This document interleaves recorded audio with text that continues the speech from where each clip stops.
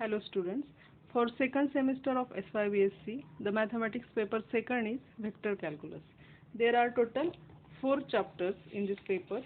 So among these, chapter 1 is vector valued function, second is line integrals, then surface integrals, and last is applications of integrals. So let's start with chapter 1, that is vector valued function. So basically, first of all, we know how to represent a point in a plane. Now any point, suppose this is xy plane, any point can be represented by its x coordinate and y coordinate. That is, we represent P by, suppose this is point P, we denote it by in bracket a comma b, x coordinate a, y coordinate b. This is in a plane. What about in space? Sub three-dimensional space. Suppose it is x, y, z, all three axes perpendicular. Space can be represented as three-dimensional space with three axes x, y, z. So any point can be represented by triplets, that is P, x, y, z, x coordinate, y coordinate, and z coordinate. Now to represent vector in a space, what we require to describe vectors in space, it is convenient to introduce three special vectors along x, y, and z axis. So generally we represent the x-axis by I, y by j, and z by k. So I is the vector with component 1 0 0, j vector with component 0 1 0, and k vector with component 0 0 1. Now in plane, similarly we use I and j with components I with 1 0, j with 0 1. Okay.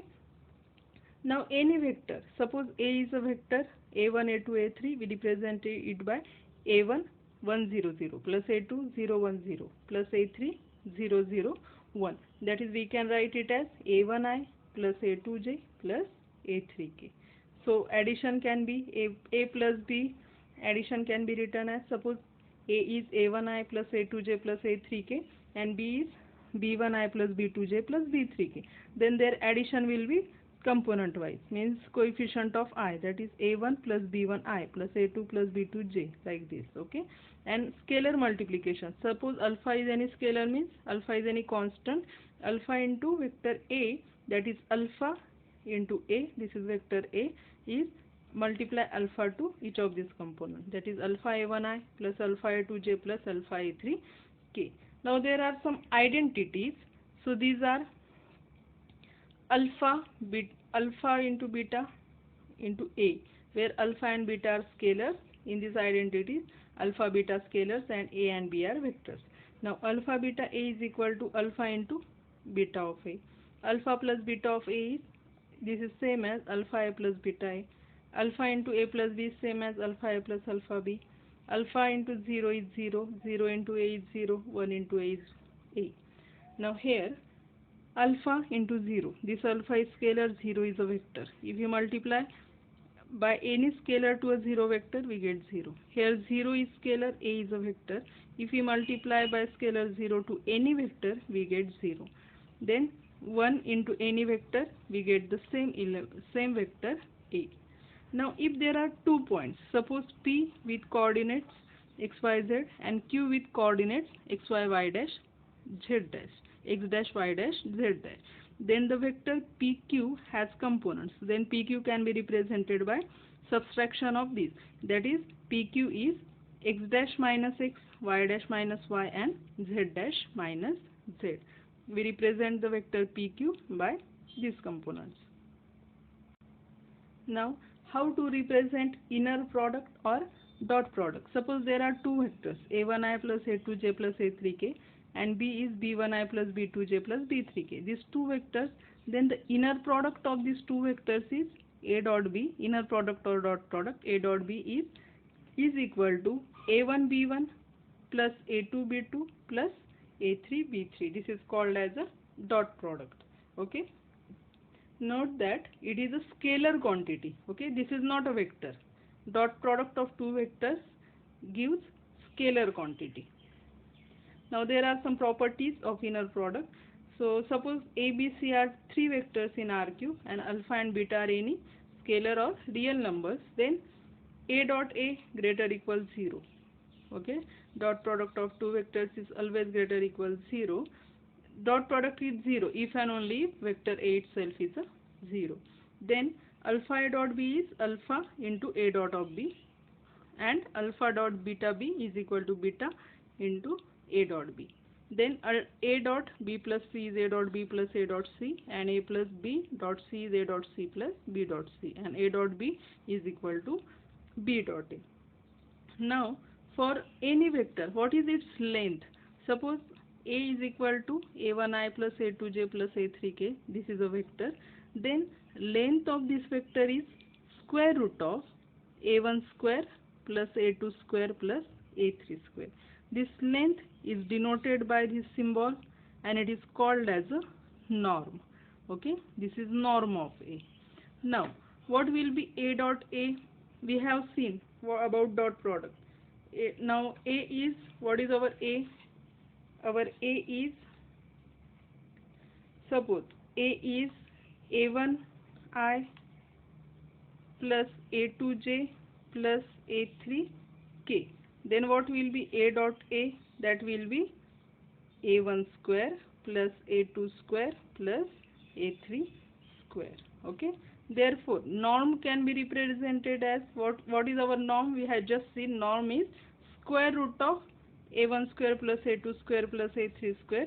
Therefore, norm can be written as square root of A dot A. So here norm is A dot A raised to half, means square root of A dot A. So again, norm is always greater or equal 0. Okay, length is always greater or equal 0 because norm is nothing but length of vector. It is 0 if and only if vector is 0. Norm of alpha into A is mod alpha norm A, where alpha is a real number. Norm of A plus B is less equal norm A plus norm A, norm B. Okay. Now any vector with norm 1 is called as a unit vector. Unit vector means its length is 1. And for any vector A upon norm A is always a unique vector.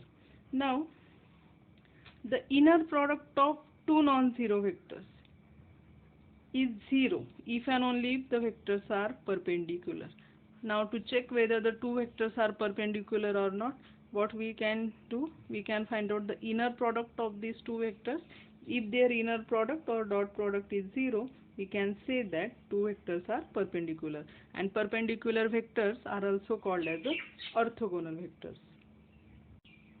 Next is a Cauchy-Schwarz inequality. What is that? For any two vectors A dot B, mod of A dot B less equal norm A into norm B, and equality holds. This will be equal if and only if either A is a scalar multiple of B or one of them is 0. Next is a cross product or vector product. Suppose there are two vectors. First vector is A, that is A1I plus A2J plus A3K. Another is B, B1I plus B2J plus B3K.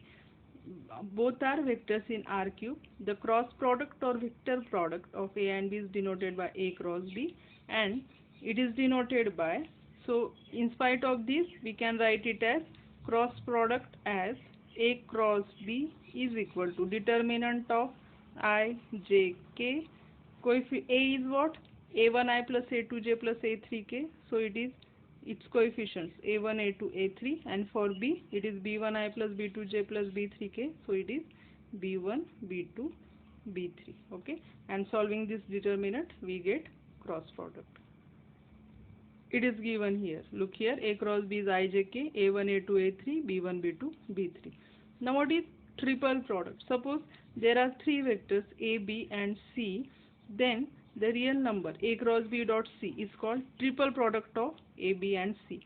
Now for these three vectors, suppose A is A1I plus A2J plus A3K, B is B1I plus B2J plus B3K, C is C1I plus C2J plus C3K, then A cross B dot C is determinant of A1, A2, A3, B1, B2, B3, C1, C2, C3.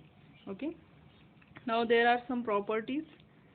Norm of A cross B is norm A, norm B, sin theta. This denotes area of parallelogram spanned by A and B, where theta is angle between A and B. Theta is in between 0 to pi. Now A cross B is perpendicular to A and B, and the triple A B A cross B obeys the right hand rule. Then cross product is 0 if A and B both are parallel, or one of them is 0. Okay, A cross B is same as minus of B cross A. A cross B plus C is A cross B plus A cross C.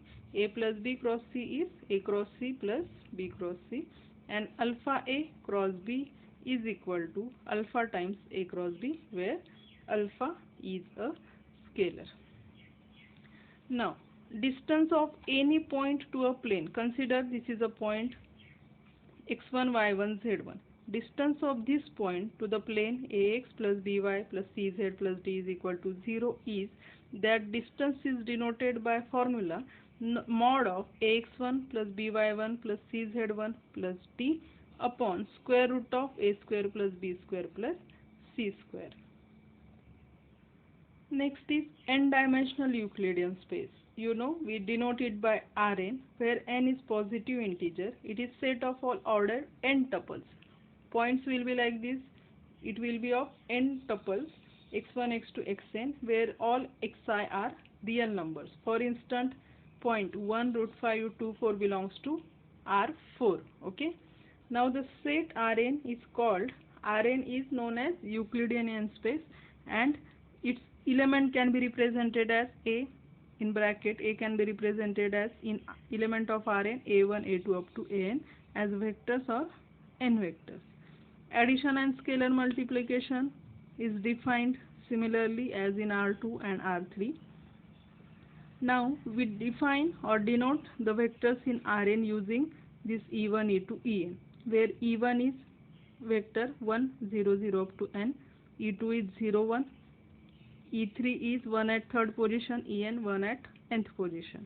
So any vector A, A1, A2, N can be written as A is equal to A1, E1 plus A2, E2 plus up to An, En. Now the definitions of dot product, cross product, norm. So we can extend all these definitions to Rn as in R2 and R3. Now consider A is a matrix A11 up to A1n, and here AM1 up to AMN. It is a M cross N matrix, and X is a n-dimensional vector. Then AX, the product of this matrix with this vector, is finally this is M cross N matrix, and this is N cross 1. So we get the vector of M cross 1 of order M cross 1. Okay, we can say it as a linear transformation because it is determined by matrix A. And why linear transformation? Because it satisfies these two properties.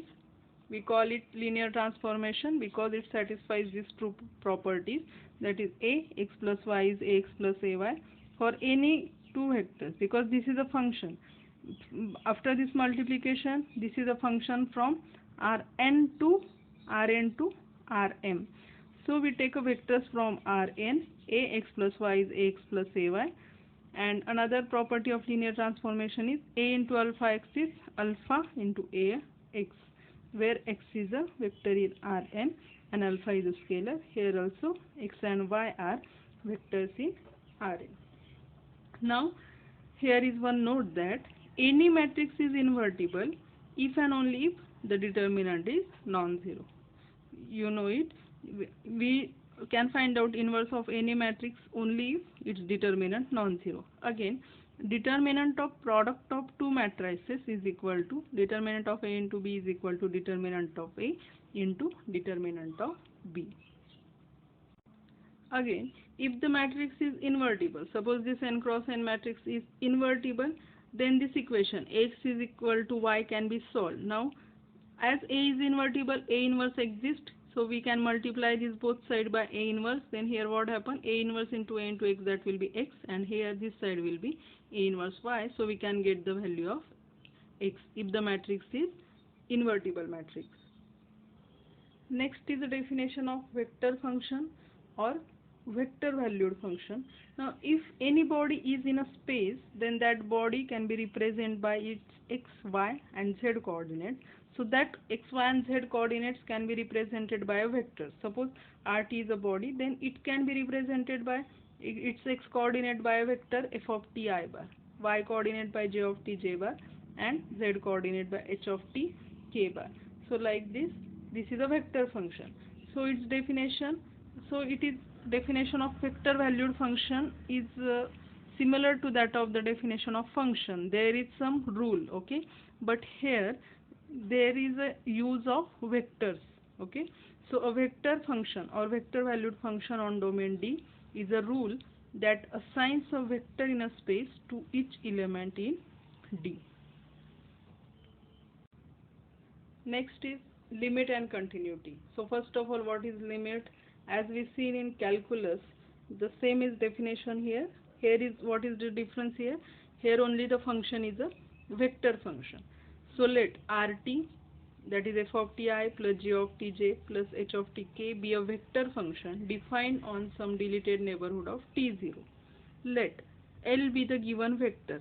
Then we say that this vector function Rt has limit L. Rt has limit L as t approaches t0, and write it as limit of Rt is equal to L as t tends to t0 if for every epsilon greater than 0 there exists corresponding delta greater than 0, such that for all t whenever 0 less than mod of t minus t0 less than delta, this implies mod of Rt minus L less than epsilon. That is, whenever this distance between t and t0 decreases, it is less than delta, distance between Rt and L decreases. In that case only we say that limit of this function Rt, limit of this vector function Rt is L. Now there is one theorem, we will use it for solving examples. Suppose f of t is a function f1ti plus f2tj plus f3tk be a vector function defined on deleted neighborhood n of the point t0, and let L is equal to L1i plus L2j plus L3k be a given vector. Then this is a given vector function and this is a given vector. Then this is left sign. Look here, we say that then limit of f of t as t tends to t0 is L. Limit of this f of t is L if and only limit of f1t as t tends to t0 L1, limit of f2t is L2, limit of f3t is L3. Okay. Now let us solve examples related to it. Now example, if f of t is cos ti plus sin tj plus tk, then what will be limit of f of t as t tends to pi by 4? So we apply this limit to each of these, that is limit of cos t as t tends to pi by 4i plus limit of sin t as t tends to pi by 4j plus limit of t as t tends to pi by 4k. Now what is limit of cos t tends to pi by 4, that is cos pi by 4 1 upon root 2, this I as it is, plus limit of sin t tends to pi by 4, that is sin pi by 4 1 upon root 2 j as it is, plus limit of t tends to pi by 4, that will be pi by 4 this k as it is. Okay.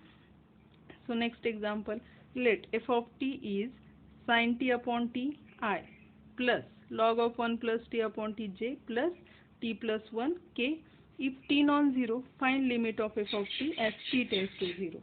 So for this, to find limit of this as t tends to 0, we apply limit as t tends to 0 to each of these components. So we have applied limit here to each of these terms, okay, taking I, j, k outside. So by L'Hospital rule, we know limit t tends to 0 sin t upon t is 1. Again by L'Hospital rule, here we need to use L'Hospital rule. Why? It is of the form as t tends to 0, it will be log 1, that is 0 upon 0 form. So here we apply L'Hospital rule. How? If it is 0 upon 0, then what we do? So we limit t tends to 0. What is derivative of? We take derivative of both numerator and denominator. Derivative of log of 1 plus t is 1 upon 1 plus t upon derivative of t is 1. And after applying limit as t tends to 0, what we get? 1. After applying limit, we get 1 here. So its limit is 1. Its limit 1. Its limit at t tends to 0, it is 1. Okay. So what we get, putting all this value, limit of f of t as t tends to 0 is 1 into I, that is I, 1 into j, that is j, and 1 into k, that is k. Similarly, another example, if f of t log sin t upon cos ti plus t t raised to tj plus e raised to tk. Find f of t as t tends to 0. So again by L'Hospital rule, in first year we learned about L'Hospital rule. So limit of this as t tends to 0, it is 0. Limit of t tends to t as t tends to 0, it is 1. It is of the form 0 raised to 0, like this. Okay. Again it is as t tends to 0, it will be 1. So substituting all these values here, at 0 into sorry, 0 into I 0, here 1 into j j, again 1 into k k. So finally limit of f of t as t tends to 0 is j plus k. Okay. Now another example. Now let us take f of t as sin 1 upon ti plus t square j plus 1 upon t k, where t non-zero. Now to find limit of f of t as t tends to 0, what we need? We need to find limit of sin 1 upon t as t tends to 0, limit t square as t tends to 0, limit 1 upon t as t tends to 0. But we know that limit of this sin of 1 upon t as t tends to 0 does not exist. Also, limit of 1 upon t as t tends to 0 does not exist. Therefore, we will say that limit of this f of t as t tends to 0 does not exist. Okay, let's stop here. In next lecture, we will solve some more examples. Thank you.